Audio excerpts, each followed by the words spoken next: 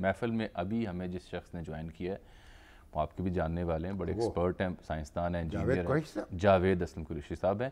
آپ chairman Pakistan engineering council بھی رہ چکے ہیں، 35 سال کا تجربہ ان کا انجینئرنگ میں، زراعت میں، سیڈ پروڈکشن میں، اور خصوصی طور پر ان کی ایکسپرٹیز زراعت کا جو فیلڈ ہے اس میں بڑے کارنامے فور بردرز نامی جو ادارہ ہے اس کے روح رواں ہیں۔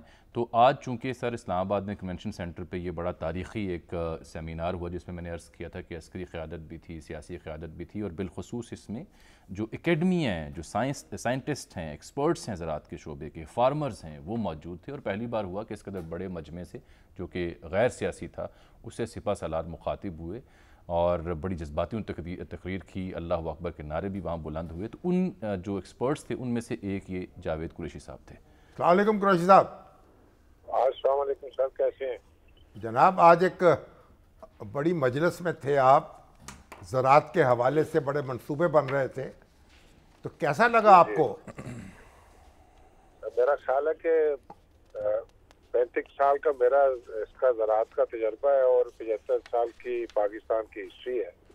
تو میں نے تو اس کو فرسٹ ٹائم دیکھا ہے کہ جہاں پہ پولیٹیکل ول تھی اور اس ول کے ساتھ جو پوری مطلب ہے کہ فورس تھی، اور اس میں حکومت کی بھی تھی اور پاک فوج کی بھی تھی، اور دونوں کی انٹینشن یہی تھی کہ فوڈ سیکیورٹی کو حاصل کرنا۔ تو اس کے لیے سارے اکٹھے ہوئے تھے، تجاویز دے رہے تھے۔ تو میں نے انہیں کہا ویسے کہ فوڈ سیکیورٹی جو ہے، پھر کچھ دوست وہاں تھے، انہوں نے کہا جی نیشنل سیکیورٹی کے لیے فوڈ سیکیورٹی ضروری ہے۔ تو میں نے انہیں کہا جی فوڈ سیکیورٹی سے یہ تو اور بڑی بات ہو گئی کہ نیشنل سیکیورٹی بھی اس سے آتی ہے، لیکن فوڈ سیکیورٹی لانے کے لیے پہلے سیڈ سیکیورٹی تو لے کے آئیں۔ جیسے اگر بیج ہی اچھا نہیں ہے ہمارے پاس تو ہم نہ فوڈ سیکیورٹی لا سکتے نہ نیشنل سیکیورٹی لا سکتے ہیں۔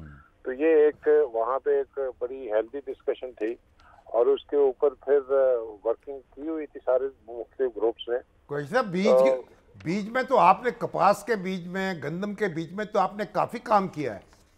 جی بالکل، ہم نے غوری اور ہدف تیار کر دیا ہے، اس سال مارکیٹ بھی کیا، ورائٹی گورنمنٹ نے بھی اپروو کر دی ہے، اور انشاءاللہ وہ ہمارے ادھر ایگزیبیشن بھی تھا، چیف صاحب بھی، پی ایم پیداوار میں کتنا اضافہ ہوگا اس سے؟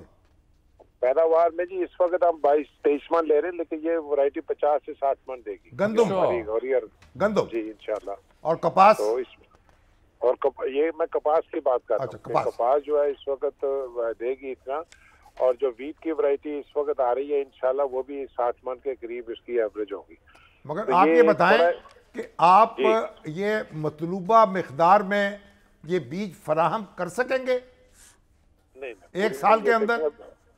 نہیں، بالکل ایک سال کے اندر تیار نہیں ہو سکتا۔ اگلے سال جو ہم کاٹن میں سیڈ دیں گے وہ کوئی ہم نے 3 لاکھ ایکڑ کا تیار ہوا ہے، جبکہ کپاس لگ رہی ہے آپ کے اس وقت کوئی تقریباً 50 لاکھ ایکڑ کے اوپر کپاس لگی ہے۔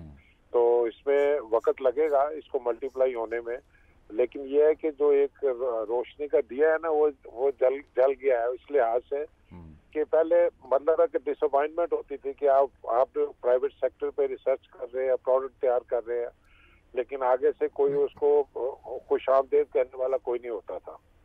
اور یہ تو پاکستان میں 2 سیٹ کے علاوہ ہم نے، آپ کو یاد ہوگا کہ ہم نے کینولا بھی دیا ہے، جو کینولا کے مقابلے میں ورلڈ ہائیسٹ ییلڈ دے رہا ہے اس وقت۔ چلے آپ چونکہ شریک تھے، یہ تو آپ کا شعبہ ایکسپرٹیز، اس پہ آپ روشنی ڈالیں۔ آپ ذرا ناظرین کی معلومات کے لیے یہ اطلاع دیں کہ اس سیمینار کا اہداف کیا تھے، کن موضوعات پر بات ہوئی، کیا وے فارورڈ لے آؤٹ کیا ہے قومی قیادت نے؟ ہاں اس کا بنیادی طور پہ جو میں نے شروع میں بات کی ہے کہ گورنمنٹ کا خیال ہے کہ اب اکانومی اگر آپ نے رائز کرنی ہے تو تھرو ایگریکلچر آئے گا، لیکن ایگریکلچر کے تھرو اگر رائز کرنی ہے تو ہم نے آپ نے فارمنگ کو اٹھانا ہے، آپ نے فارمرز کو اٹھانا ہے۔ گورنمنٹ نے تقریباً 1.4 ٹریلین کا پیکج بھی دیا، جو ہسٹری میں اتنا بڑا پیکج پہلے کبھی نہیں دیا گیا، اور اس کے مختلف حصوں میں اس پیکج کو گورنمنٹ نے تقسیم کیا ہے، اور میں سمجھتا ہوں کہ یہ پیسہ جس وقت جائے گا وہ زراعت کے اندر صحیح طریقے سے ڈسٹریبیوٹ ہوگا، کیونکہ اب اس وقت اسٹیک ہولڈر ریگولیٹر صرف گورنمنٹ حکومت نہیں ہے بلکہ اس کے ساتھ فوج بھی ہے، اور اسپیشلی جو اس کے اندر فوکس ہو رہا ہے وہ کارپوریٹ فارمنگ کو فوکس کیا جا رہا ہے۔ اور غیر ملکی سرمایہ کاری کیسے آئے گی جی دوست ممالک کی؟